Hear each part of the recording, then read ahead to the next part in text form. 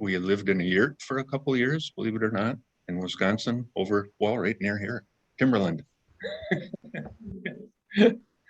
And now we live in Shell Lake. I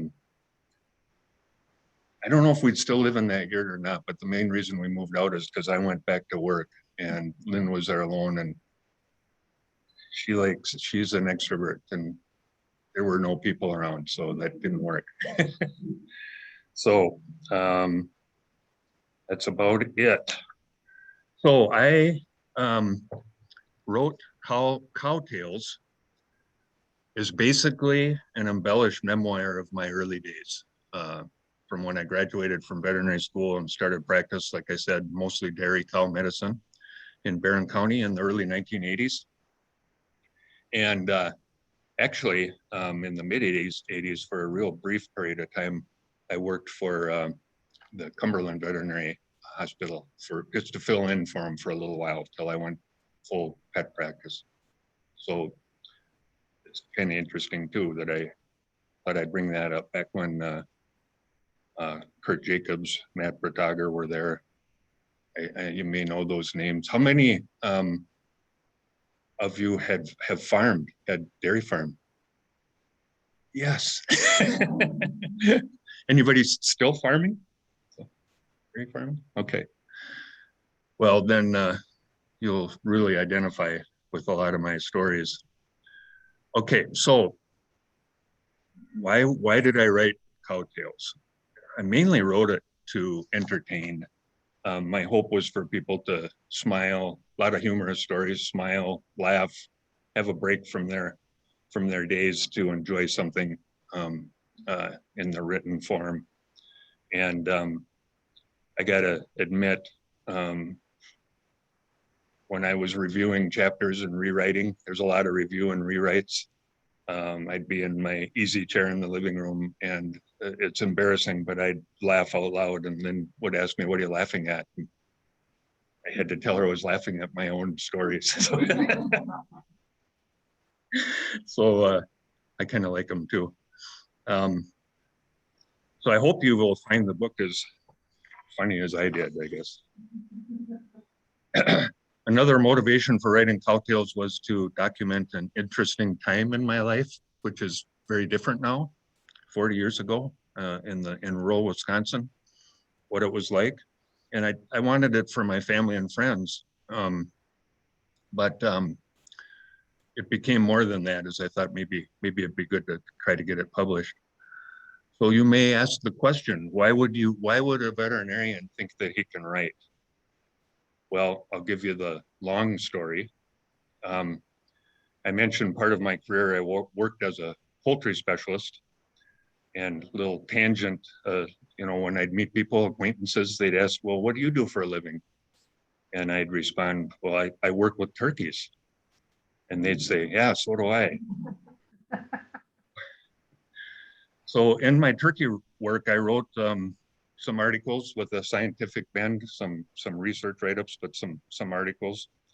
And so, why did I think I could write? Well, I'll give you an example. I wrote an article about, 6-7 years ago. The article is called, this is from my scientific writing. It's called Turkey Viral Arthritis. And I'll read one paragraph and see if you can make it that far without falling asleep. I'll see if I can spit it out. This is under ensuing investigation. Most of the affected flocks were tested for Mycoplasma synoviae and Mycoplasma iowa. However, none of the flocks were found positive for MS by serology or by antigen detection methods, including isolation or PCR. Growers who administered antibiotic therapy, or tetracycline, were not successful in treating this condition, providing further evidence that it was not caused by MS. Isolation and PCR testing for MI has all been negative. Originally, most affected flocks were hybrid converters, which indicated they had Mycoplasma iowa through vertical transmission. Many labs worked on the problems and found that the lesions were also generally negative for bacteria. The exception was a few cases in which chronic lesions were positive for Staphylococcus bacteria, which we consider a secondary invader in this condition. Are you awake? So see how I thought I could write creatively? There's one person here who understood every word I said. Maybe more than one, but one I know of. Dr. Bob Schwartz, I worked with for years, poultry nutritionist, longtime poultry nutritionist, and I guarantee you he followed that perfectly. So, okay, so where am I here?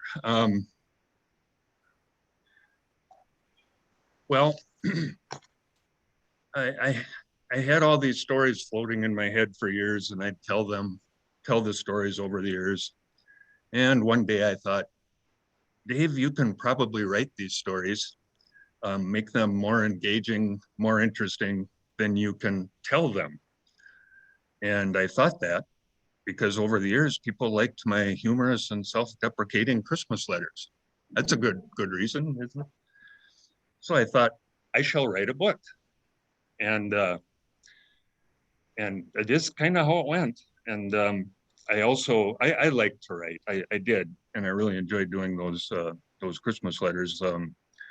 When I say some of it was not just self-deprecating, but family deprecating, and I probably shouldn't have done that. But I also spent some time with a video course called Writing Creative Fiction, and that helped me too somewhat. I felt I needed that since I did so poorly in my freshman intro to writing class in college, so needed some education. So what do I focus on when I write? What do I try to do? Mine is kind of basic. The main thing I focus on when I write is to paint a picture with words. And so I spend a lot of time just trying to get the right phrasing and the right words so that what I'm describing, a scene or action that the reader can see what's going on in their mind. So I can give an example. I'm going to read a little bit of the first chapter. Has anybody read this yet? Okay, read the whole book? Go ahead. Okay, so I'm going to read a little bit from the first chapter. First chapter is called Delbert and Henry. And just kind of to set the scene, I'm a brand new graduate from Iowa State University, Veterinary Medical College, and I took a job in Barron County. And the practice is mostly dairy with some small animal. And this is my first day on the job. And so I'm accompanying Dr. Stone, the owner of the practice, on the first calls of the day. So Delbert and Henry. Delbert Dorn and his farm could never be described as typical. Tall grass, weeds, and scraggly bushes covered the earth surrounding Delbert's dilapidated two-story farmhouse, unnaturally attached to his decrepit livestock barn. Decaying, abandoned farm implements encircled an ancient, rust-brown grain truck sunk into the ground on bare wheels at the edge of a small hayfield, with a squat willow tree bursting leafy branches horizontally from within the cab through shattered windows. Then and I just drove by there the place the other day. The farm's all gone, but that truck's still sitting there with a dead tree in the middle of it. Near the tree-growing truck at the far end of the barn, a mountain of straw-infested manure rose gradually to a lofty cliff, a scene reminiscent of the silhouette of the Rock of Gibraltar. As Doc Stone steered from the rural country lane onto Delbert's gravel drive in the midst of this curious scene, I understood Doc's reticence at hearing his wife inform us Delbert's farm would be our first visit, rather than a pristine modern operation he expected to show me. All he desired was to impress me after all, not frighten the living daylights out of me. Earlier, Doc Stone had been describing some of the modern dairy farms in the area When his wife, Mrs. Stone, called on the mobile phone, his reaction evoked more than a little curiosity in me.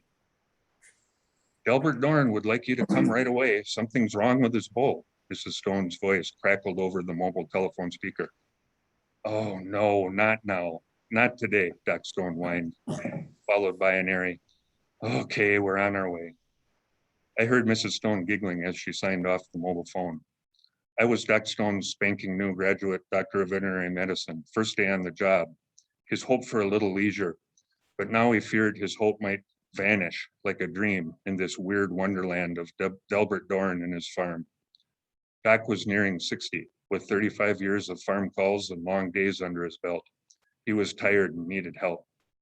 Silently, Doc Stone exited the mobile veterinary vehicle, a pickup truck with a large fiberglass box full of doors and drawers containing drugs and equipment of the profession mounted on the bed of the truck. I followed Doc Stone to the barn door, crossed the threshold behind him, and stared in awe at the scene before me. A small, frail, old scarecrow of a man crouched on a stool, leaning his head against the flank of one of a half dozen well-groomed milking shorthorns while milking by hand into a pail at his knees. He was dressed in a faded, tattered denim barn jacket draped over his thin frame, hiding bib overalls and flannel shirt beneath.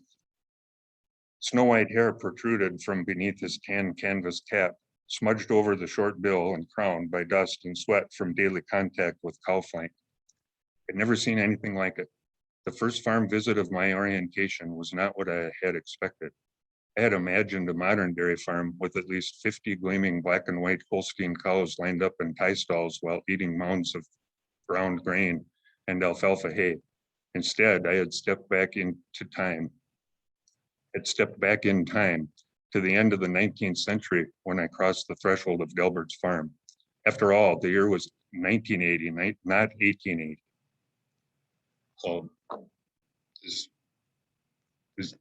does it help you to see the scene? That's how it started. I was going to say that it says in the front of the book that all the names have been changed, and like I said, it's kind of an embellished memoir, but the things in here really happened. So, and that particular beginning of that story is just exactly how it happened. So, on my first day. Okay.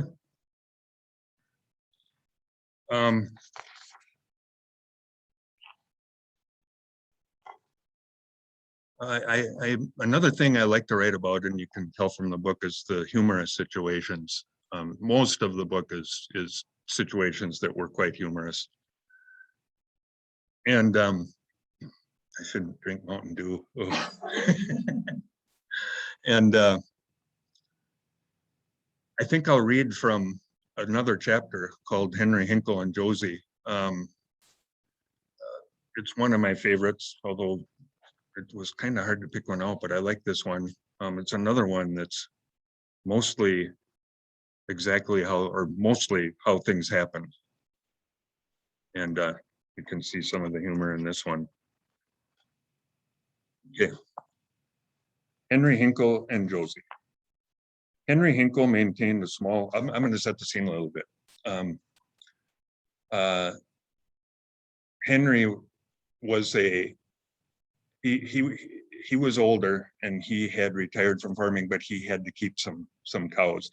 And so he had just a few Jersey breed cows, smaller, that he could handle.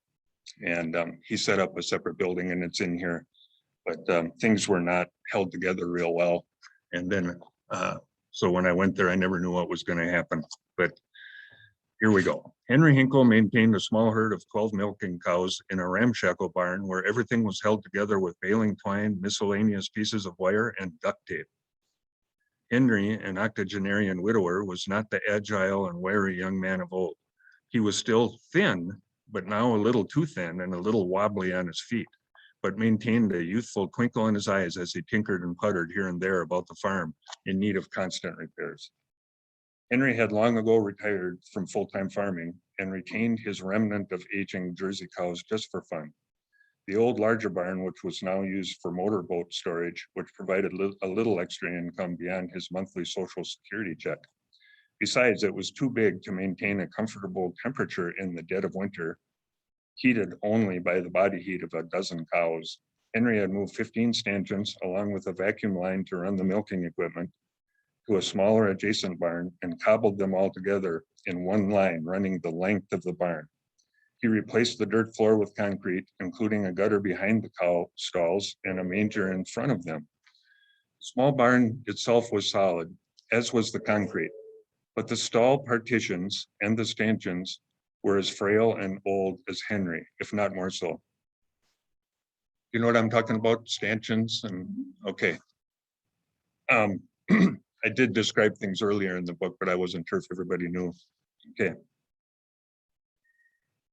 Henry had no automatic barn cleaner to remove manure from the gutter. Instead, he would hand shovel the droppings and straw from the gutter into a wheelbarrow, roll it out the end door, and dump it into a compost pile for use in his ambitious garden. He fed the cows by hand as well, hay from small bales stacked in the loft above, and grain scooped from a cart. He navigated down the narrow alley in front of the manger. Occasionally, an overly aggressive cow trying to steal her neighbor's grain would lean into her ancient stanchion and shear a bolt or break a chain, freeing herself from the confines of her stall. She could now roam the barn and steal all the grain she desired. Henry tended to feed his cows too much grain anyway, a tendency leading to digestive disorders, including displaced abomasum, or in the vernacular of dairy farmers, twisted stomach, a serious condition requiring abdominal surgery. One midsummer day, while I lunched and lounged at a lakeside picnic table after an abnormally busy morning, I received a call from Mrs. Stone on the two-way radio. Henry Hinkle had a cow off her feed and had called requesting a visit to examine her as soon as possible. I answered the call and told Mrs. Stone I was available and would head to the Hinkle farm without delay. So much for my plans of dawdling away the afternoon, I moped. Arriving at Henry's barn, I found him inside, worrying over a forlorn Jersey cow standing in the end stall by the entrance door. She was nosing and sniffing a pile of grain, but had apparently consumed none of it. Hello, Henry. What have we got here? Hey, Doc. Josie's off her feed. Hasn't touched her grain since I put it in front of her last night. She doesn't look right, Doc, and she didn't give me much milk this morning. Well, let's see what we can find out. I fished out a large mercury thermometer from the breast pocket of my coveralls, inserted it into her rectum, and asked Henry a few pertinent questions while we waited for the mercury in the thermometer to expand up the scale. In those days, the wait lasted a minute or two until the mercury stopped expanding at the mark, indicating Josie's body temperature. 101.2, Henry, not bad. The normal temperature for a cow is 101 degrees Fahrenheit, plus or minus a half degree. I grabbed a stethoscope from around my neck, placed the earpieces in my ears, and began to listen to Josie's heart, lungs, and gastric motility sounds. Her heart is steady. Lungs sound clear, but I'm not hearing much gut motility. Next, I listened with the stethoscope as I flicked her abdomen and chest with my index finger on both sides, listening for a resonant ping sound, like the sound of tapping an empty metal keg. Josie had a telltale ping on her left side, indicating her stomach was gas-filled, quiescent, and on the wrong side of her abdomen. Well, Henry, she's got a twisted stomach, and it's on the left side. I'll have to operate on her and tack it back on the right side so feed can start moving through again. Oh boy, here we go. I don't know, Doc. I don't know if I can do it. You know how I am when you operate. Makes me queasy. Ugh. Henry gagged and rubbed his abdomen. Come on, Henry. I haven't even started yet, but I do need you to help me.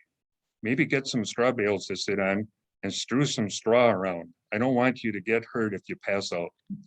And don't look this time. You only get dizzy when you look. Maybe I can get Cappy to help you. I'll call him. Oh, no, you don't. He's worse than you are. Remember last time? He bent over to hand me a teat knife while I was squat down by the udder and you were cranking the cow's tail over her back.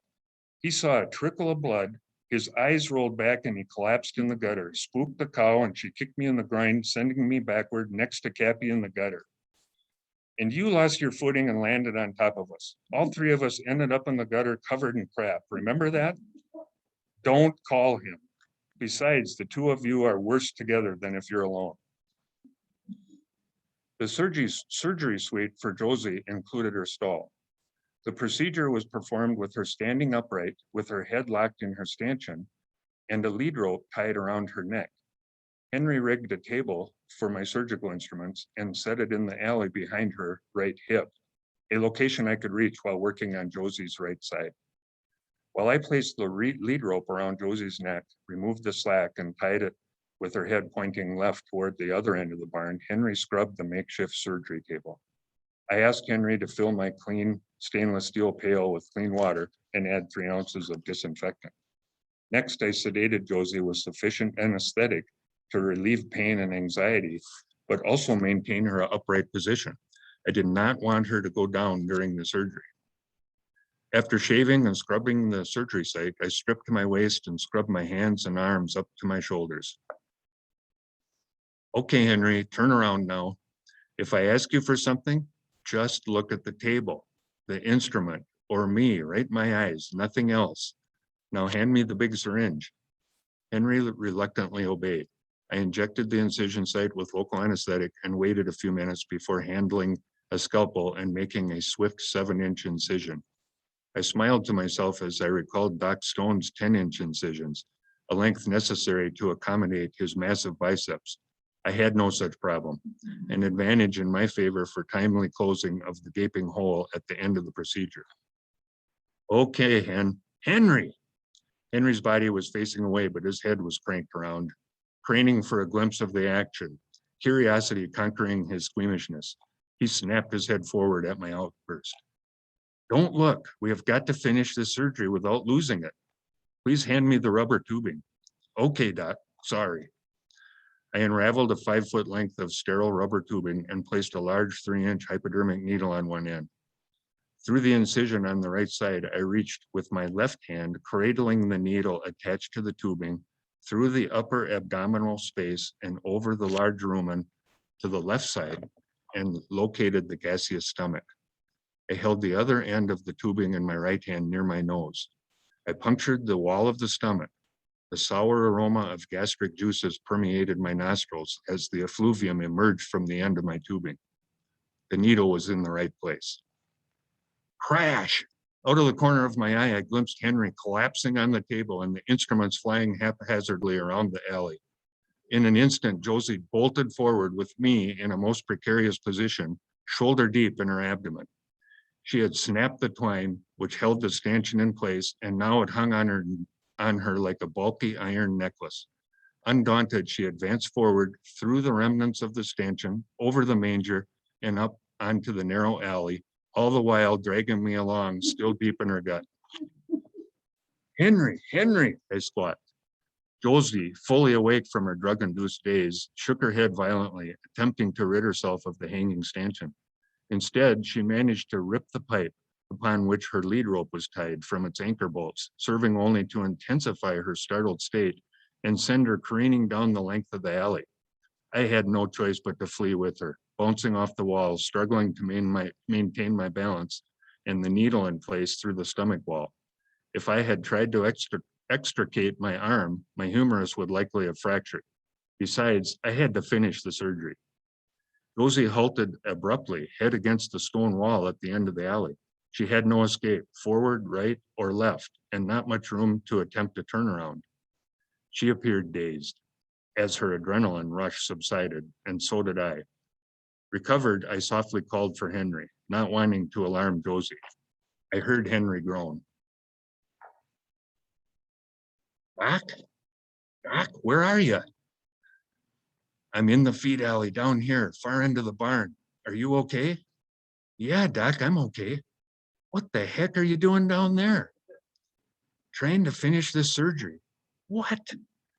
Please just come down here and throw my suture and needles in the disinfectant and bring the pail down here. Okay, Doc. Henry eased along the alley with the pail of stuff I needed to finish the operation gone awry. With Henry holding Josie's tail upright over her back and applying a bit of pressure, providing a kind of paralyzing effect, I was able to tag Josie's stomach into its natural position. While I sutured the muscle and skin, closing the surgical wound, I caught Henry stealing a peek again. Henry, don't you dare. Henry shifted his gaze toward me with a mischievous smirk. I won't, Doc, I won't. Josie recovered marvelously. I checked on her and Henry 3 days later. Hey, Henry, you all right? Yeah, I'm fine. Just a little disappointed, I guess. Why? I hope Josie's okay. Oh, yeah, she's fine, Doc. Well, what's up? Why are you in the dumps? Well, I missed the whole thing. What thing? You and Josie. By God, I wished I'd have seen it. Josie hauling you all the way down the alley, and you half inside her, still fiddling with her guts on the way. What a sight it must have been, and I missed it. Dang my squeamish stomach. Well, I guess I have time to tell you that part of the story again. Henry's eyes brightened. Will you, Doc? All the details? Won't leave nothing out? Okay, Henry. Yahoo! Wait a minute, Doc. I gotta call Cappy. Well, that story is 90% true. but all the things that happened, it really did. The stanchion broke. I was this far into her abdomen, and I had to go with her. Thank goodness I could move better then when I was 26 years old than I can now. And right down the alley with that cow. So that's gives you a flavor for the stories in the book. I asked if anybody read the book, and I can't. Was it just one? Did you have a favorite story in there that you recall? What's that? Oh, the bull attack. Yeah. Yeah. Yeah. Yeah. Yeah. Yeah. The bull attack. That's almost exactly how it happened. And I survived that.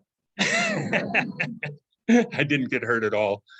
And the other bull, I think there's only one other bull in the book, and that's at the Bondi Brothers, and they tricked me into palpating it for checking it rectally for pregnancy. The bull. They were always playing jokes. Okay, I'm going to open it up for questions. So, any questions? If you don't have any, I'll think of some too. Any questions? Online too.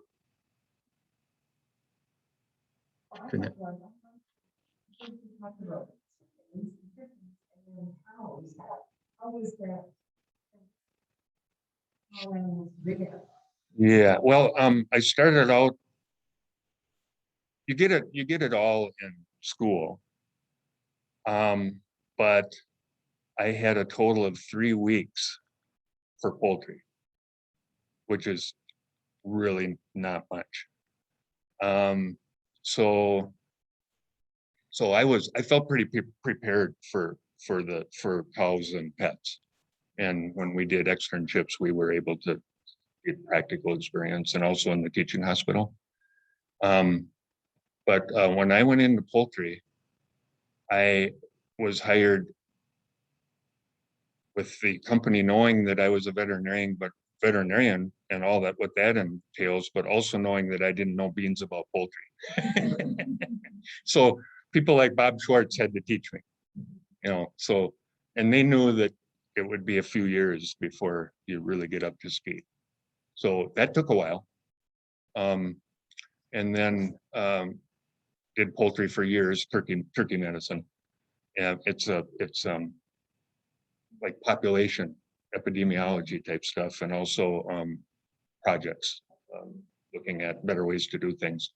And then when I came back, I don't know why I did this, but when I came back and did a small animal, it was just doing basic surgeries, and I could remember that. I just had to get my speed back up.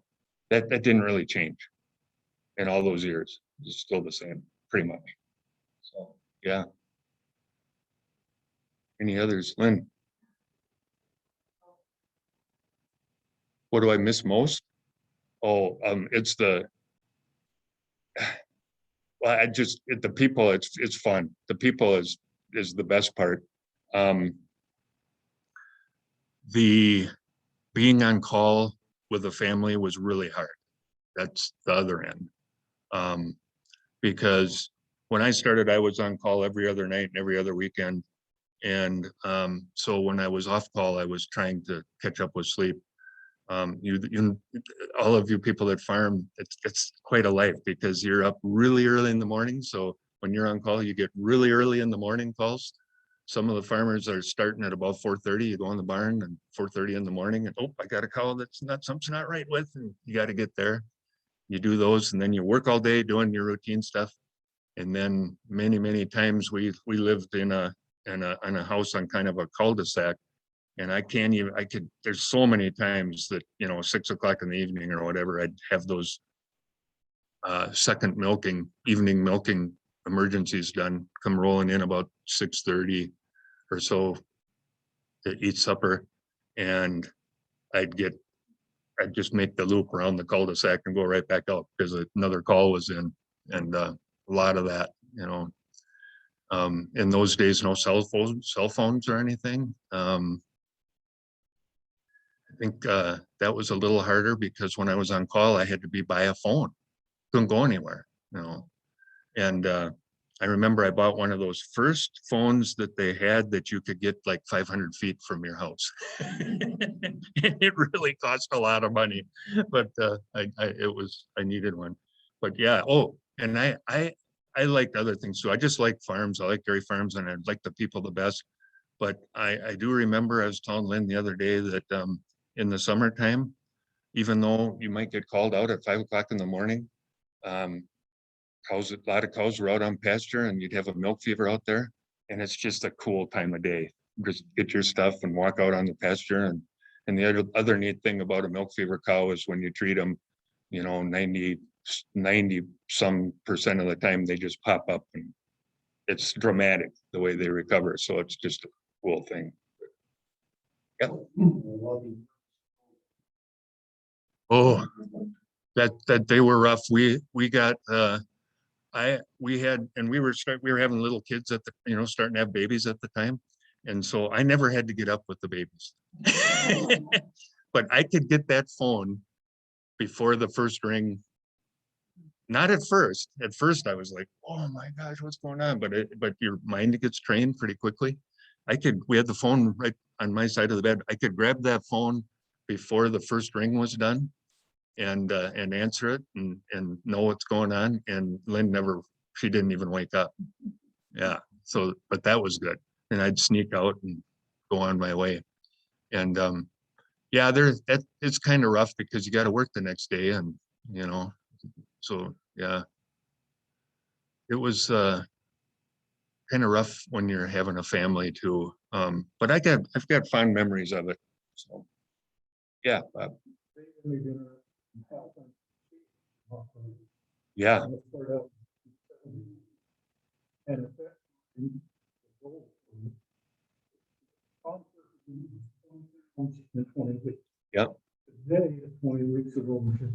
Yeah. Yeah. Yeah. Yeah, that's amazing. Oh, and I was gonna to add to that the same thing in dairy.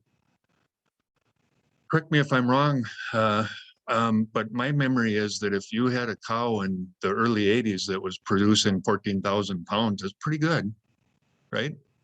In the '80s, early '80s, yeah, early '80s, and I asked a young man I know now who's a dairy farmer, and I think he said 30,000. Yeah. Yeah. Think of that. 30,000 pounds. I never thought that could happen. I didn't think the 50-pound turkeys would happen either. Yeah.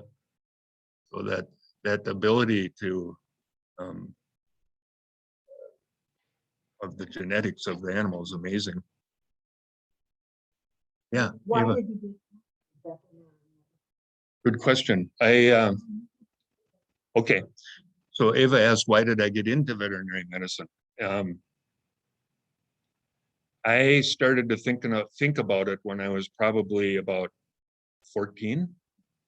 And I didn't live on a farm, but I lived near farms for a lot of my life, and I work at some farms, and I always like pets. But you know what really struck me was when in high school, when I got into animal biology, I loved that stuff. I really liked it, and so you know, it came from liking animal biology and just familiarity with farms and being there some of the time. And yep, yep.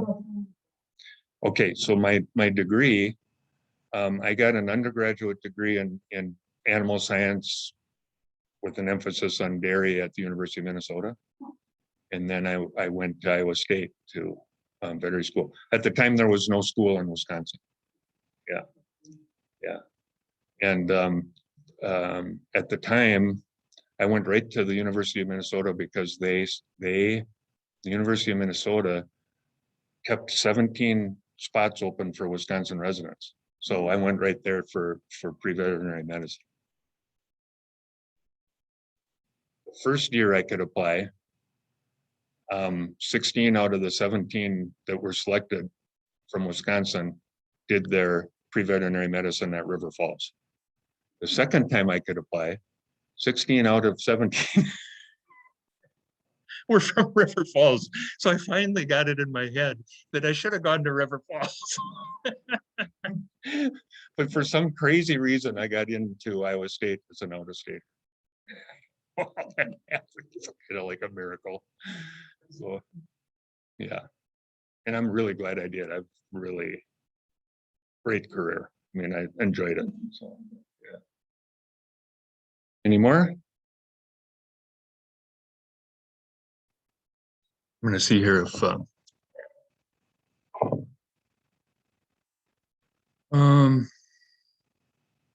somebody has asked, or some people have asked if these are true stories, and I mentioned that they're mostly true. The events are true. Some of the people are maybe a combination of one person, might be a combination of a couple people, or little embellishment, but it's mostly the way things happen.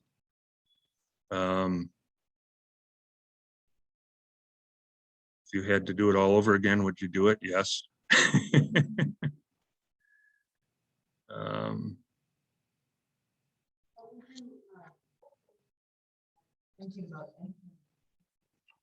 Yeah. Yeah. If what would I say to people that would enter the field of veterinary medicine? Young people that would want to do this for a career. Things have changed a lot in a lot of ways. If you're, in some ways I can't imagine what it would be like to be in dairy practice now. A lot of the same stuff, but I think that if you're a dairy veterinarian now, I think there are some small farms around still, but you may spend 3-4 days at one big farm doing the preventive, being more involved with the records and production and helping the farmer. We did some of that, but there would be less of the emergency things and more about helping them with their production. I think that's what I would expect. I know I talked to a veterinarian I know in Barron just last night, and I think he's at least 70. He's still working. So, and he started in about 1972.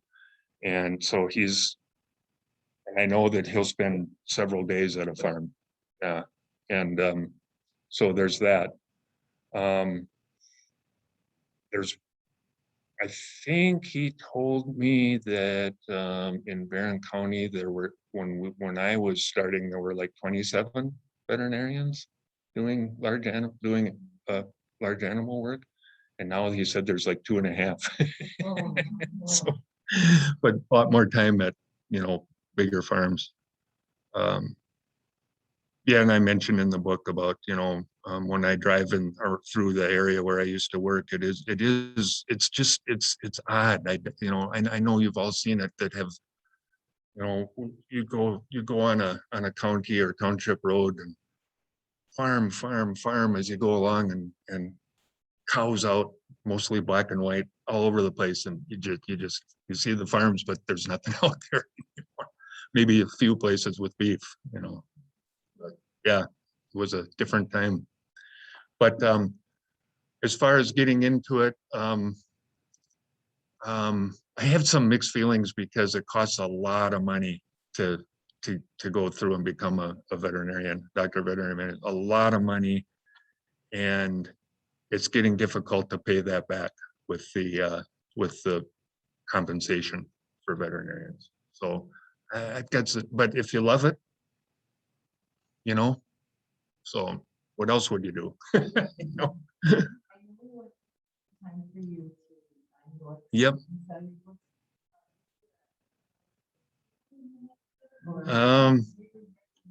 Yeah. Yeah. Am I writing a Cowtales too? Or am I writing something? I am not writing on the same topic. We'll see what happens. I have an idea. I've actually started a little bit. In fact, if you have a minute, I've got an idea, and this is rough draft from what I'm maybe a project for this coming winter. Coming soon here, I'm going to write more, but I mean, I'm thinking about this book, but Lynn and I started several years ago with a Volkswagen camper van, and we've had some experiences along the way. A lot of time with me underneath the rear end of the Volkswagen with tools. But I just started to write, and because I've got several stories, and in fact, with this camper van now, we'll be going out west here pretty soon. So we'll have some more stories, but I just hope they're not breakdown stories. But this is rough drafts, so bear with me. I can read a little bit about what I've got going. So I don't have a title, it's untitled. Okay. I was traveling south from Whitefish, Montana through the Flathead River Valley when I first laid eyes on her. She was so attractive. I couldn't pass by without a lingering look. I made a U-turn and headed back north to the parking lot where she sat on display for all to appreciate. I was busy. I was enamored by her appearance and just had to take a look at her beneath her lustrous facade. Can I take a look at her? Can I? I begged my wife. She glanced up from her novel and rolled her eyes. May you look at what? She responded, typically correcting my grammar. Can't you see her? Lynn scanned the scene through the windshield and smiled. Oh, I see what you're up to. I could tell by her facial expression she was also impressed. Okay, let's do it, she sighed. Knowing dissuasion was not worth her time and effort. We hopped out of our VW van again and approached her from behind. She was lovely, even though she was at least 40 years old. We viewed her from all angles, from her round headlights and classy bay window to the trapdoor of her engine compartment, to her boxy rear. I don't see any rust. I could barely contain my excitement. Settle down, Dave. We already have a camper van. Yeah, but look at her. Hey, there's a window sticker laying on the dash under the for sale sign. The window sticker described the attributes of this particular vehicle. 1977 VW Type 2 camper, bay window bus, 2000 cc air-cooled engine, rebuilt, sleeps 4. We had traveled extensively in our 1987 VW Vanagon Westphalia campmobile for several years, something we both loved. But now here I was, all smitten and slobbery over the older hippie van version. I didn't dislike the Vanagon. She had given us many memorable adventures and served us well, but she wasn't a VW bus. She resembled more of a box on wheels, a perfect compact camping utility vehicle with a great reputation reputation for getting one where one wants to go, albeit slowly. She had a distinctive appearance with some appeal, but not the nostalgic rounded lines of the bay window VW bus. Bay window buses are also not easy to find, yet here I was eyeballing a bus whose body was in mint condition with a rebuilt engine, and I could almost afford it. So it's kind of a setting it up for some adventures. Okay. All right. I do have some books. I'm discounted to $12. I'll sign them. So good. Thank you.